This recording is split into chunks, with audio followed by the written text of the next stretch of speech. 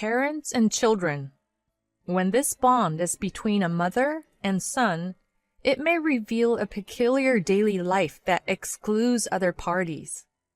If not being connected by DNA, they are treated as pests or mere objects, regardless of their advanced nature. They're sometimes kicked out, sometimes beaten to death. A woman married to an elite man deeply attached to his mother confesses her unjust, cruel, yet thrillingly turned around experiences. I'm Lisa, 32 years old. I married my husband Andrew 3 years ago. Our marriage was whispered about as a disparity marriage from the start.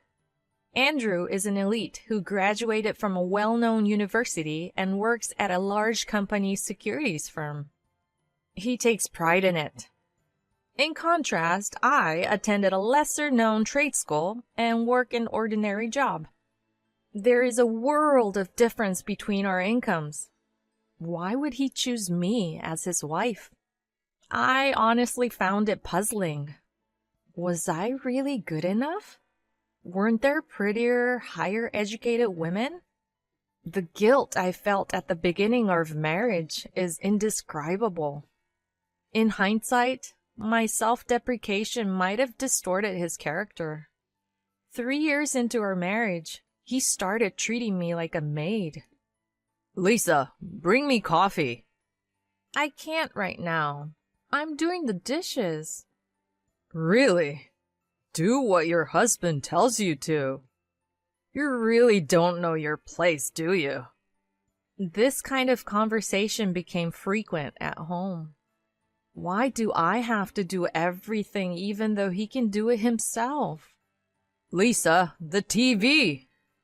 I was folding laundry nearby. Hey, I want to watch TV. The remote's right there. Who do you think you're talking to? Silently, I hand him the remote. I wonder to myself, does every only child turn out this way? As his wife, I feel less like a housemaid and more like the mother of a small child. Even a child listens better. Sometimes I attend his company's social gatherings where he treats me poorly in front of his colleagues. My wife really can't do anything right. People say that marriages with big income disparities are hard, and man, they are absolutely right. She doesn't possess any of the abilities I'd expect her to have. But I feel bad about divorcing her. That's how it goes. It's never a serious atmosphere because it's a drinking party, but the discomfort gradually accumulates. Why do I have to hear such things? We can't call this a marriage. I regretted getting married. And there was another problem in my married life. It was the existence of my mother-in-law, Pauline. Lisa, what's with this house? It's unbearably dirty. Every weekend, Pauline would come over first thing in the morning and check every corner of the house, as if she was a forensic scientist looking for DNA evidence. If she found even a speck of dust or an object out of place, she'd rage like wildfire. Unbelievable! What kind of upbringing did you have? Granted, it's not perfect, but I do an adequate job cleaning and tidying the house. Andrew doesn't help at all, and all the chores fall on me. I wonder if she's even aware of that. I glared at her, thinking about talking back. What's with those eyes? This is why I didn't want a wife without an education. From the beginning of our marriage, she ridiculed us as an income disparity couple. Bullying me had become a daily routine. She divorced when Andrew was 5. Perhaps because she raised him alone, she's incredibly indulgent with him, forgiving him for anything. He, for his part, is hopelessly attached to his mother. He's a typical mama's boy. Initially, I thought he was simply a man who cherished his parents, but oh, was I mistaken. One Sunday, Andrew, noticing the usual exchange between his mother and me, made his way to the living room in his pajamas. It was almost noon. Was he just getting up? I would appreciate if he would help me with the housework on his days off, but I couldn't voice such complaints directly in front of his mother. Whether she knew how I felt or not, she always landed the same blow. Lisa, you do understand, don't you? A wife's value lies in serving her husband. Asking him to help with housework is a huge mistake. Knowing he didn't have the slightest intention of helping, I silently started cleaning the house. He said, "That's right, just as Mom said. Do your job properly," cheerfully from his sprawled position on the couch. My weekends, which I wanted to spend leisurely, were always ruined thanks to Pauline and Andrew. Then one day, even though it was only 8 a.m. on a Sunday, the outside was unusually noisy. I glanced beside the bed, but Andrew was no longer there. He got up early for once. Thinking this, I hurriedly headed to the living room. I was stunned. The room was filled to the brim with cardboard boxes. What is all this? I felt dizzy at the shocking turn of events. "Here comes a sleepyhead," a voice echoed from the shadow of the cardboard boxes. It was Pauline. "You're late. Come on, hurry up and help." Andrew, who always lounged on the sofa as usual, spoke while picking his nose. Help with what? Where did these boxes come from, and what are they for? I raised my voice, unable to comprehend the situation.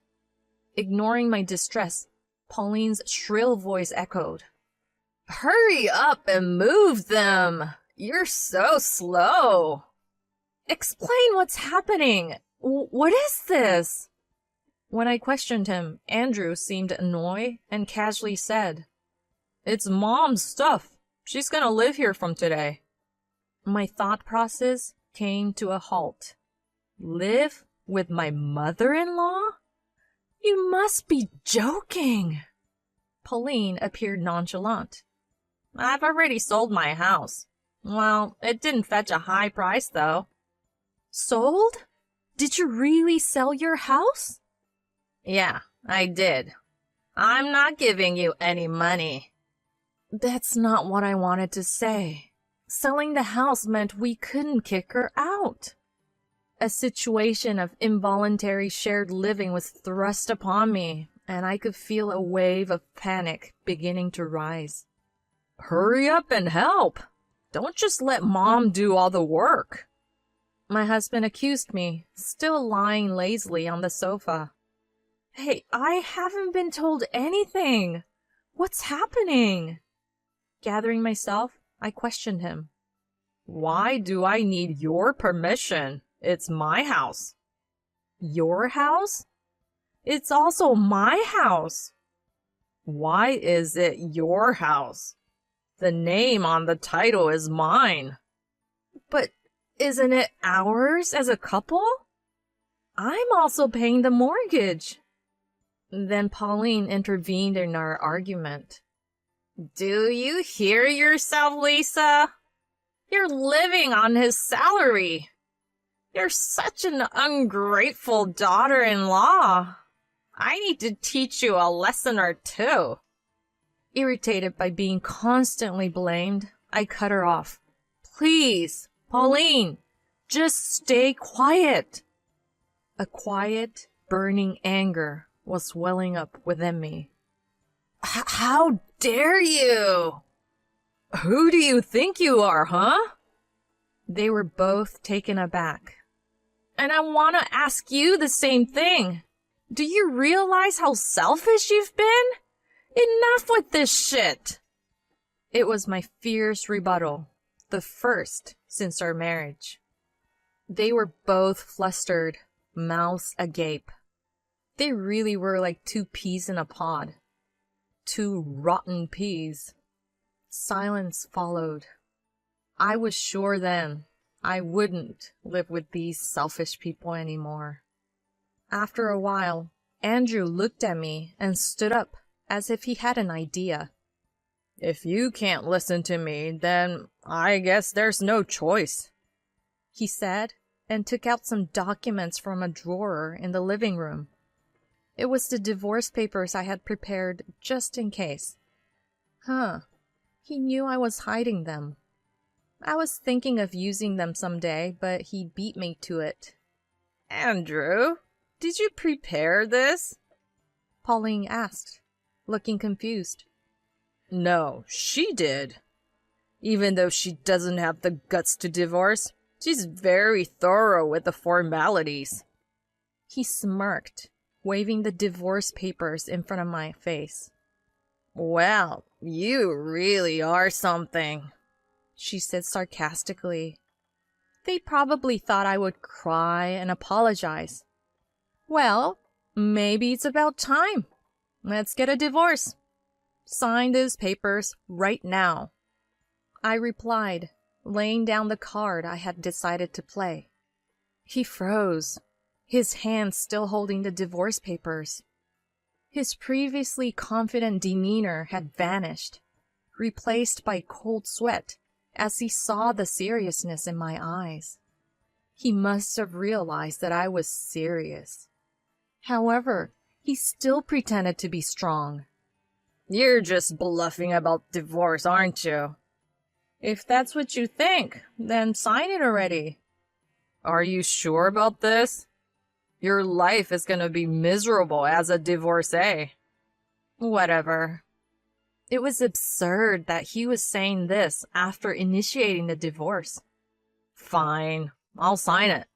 Don't regret it later, he said, taking his time to sign the papers. Pauline was glaring at me. I ignored her gaze and started to pack my things to leave the house. The hallway was filled with boxes of her stuff. I packed the bare minimum into a carry-on and prepared to leave the house. I decided to leave behind our couple photos and mementos.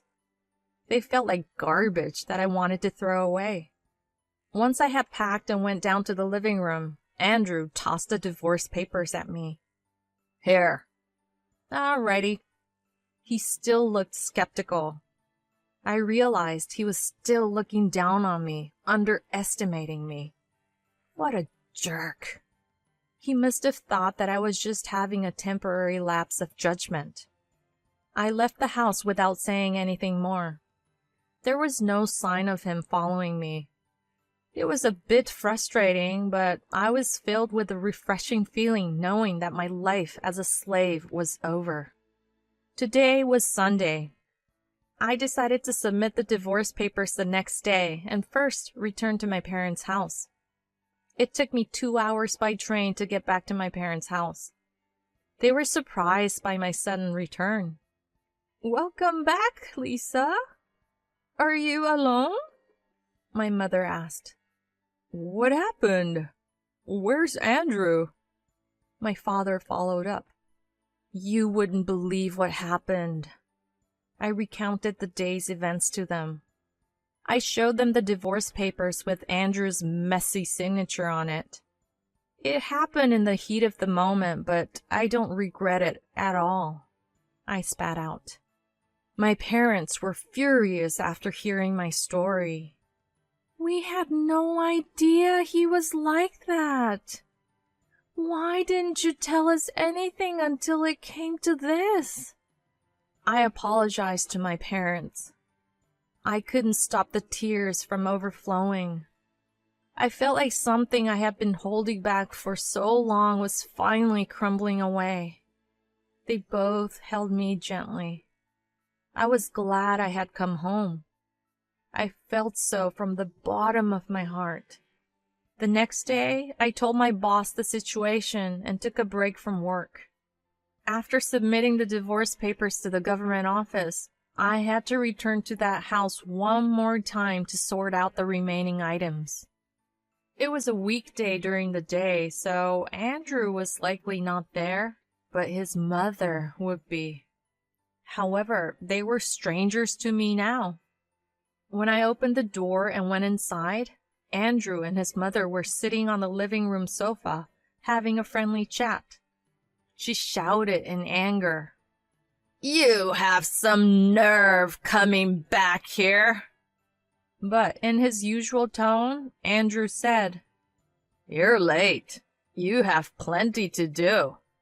He must have thought I was returning as expected. "I'm not back. I just came to sort out my things," I responded. They both looked at me in confusion. "As promised, I have submitted the divorce papers. Thought you might want to know." At my words, they both froze, as if time had stopped. "Wait, you submitted them? Really?" "What's so surprising about that?" "Of course, you signed them, didn't you?" I retorted calmly. "Relax.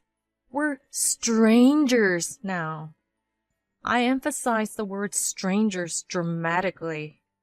They had greatly underestimated how serious I was.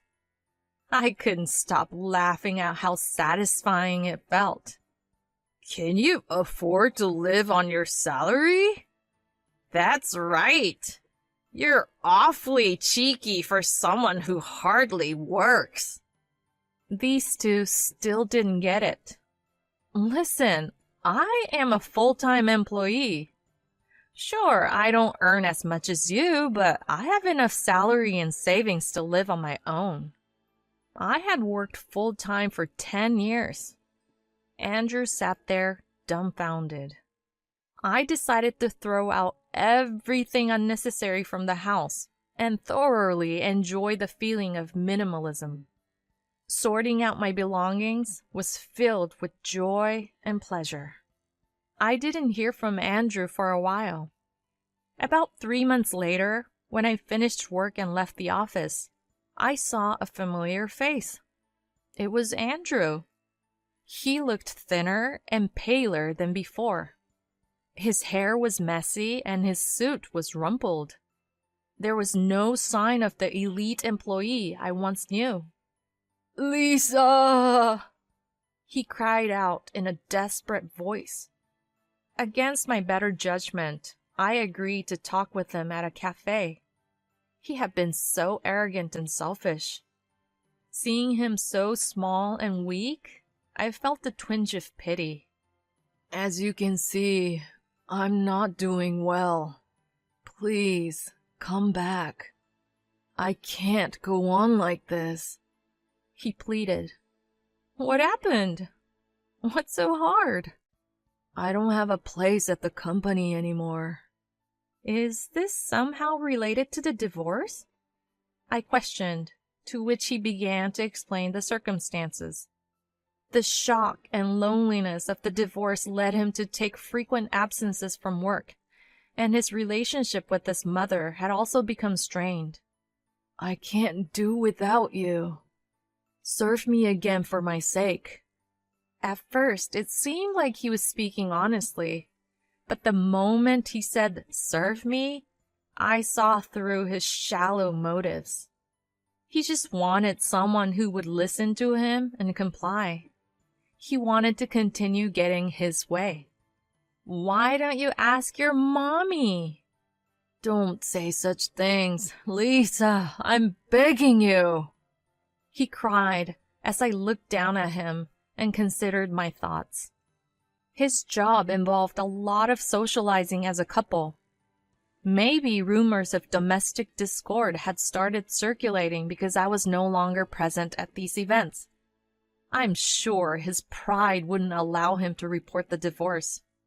He didn't want to lose the status of being married, which is a mark of maturity.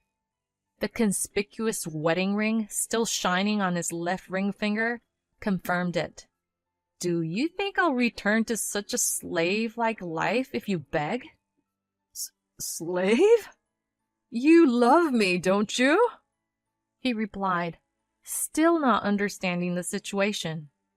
"Listen, We're divorced now, so we're strangers. Bye, I said, regretting having indulged in his nonsense. I left money for my coffee on the table and left the cafe. For a moment, I thought I may have been harsh, but my disdain for his persistent selfishness never waned. I later heard that Andrew had lost his job and had to sell his house to live in a cramped apartment. His mother had become a wandering elderly woman with dementia. It was a fitting end for a man whose only quality was looking down on others. I genuinely thought it served him right. To completely sever my ties with Andrew, I applied for an overseas training program at my company. It was something I had always wanted to do since I joined the company. I could never have considered leaving the U.S. and leaving my husband behind, but now I was free.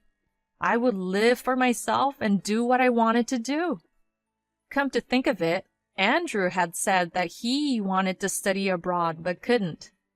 How ironic that I would be the one to do so. A new chapter in my life was just beginning. What would have happened if he hadn't agreed to write the divorce papers? I might still be enduring a suffocating slave-like life. When I think about it, I can't thank him enough for his misunderstanding in signing the divorce papers so easily. Because now I am the happiest I have ever been. Oh, and I haven't told anyone about the $30,000 in savings I stashed away in a bank account I opened immediately after we got married.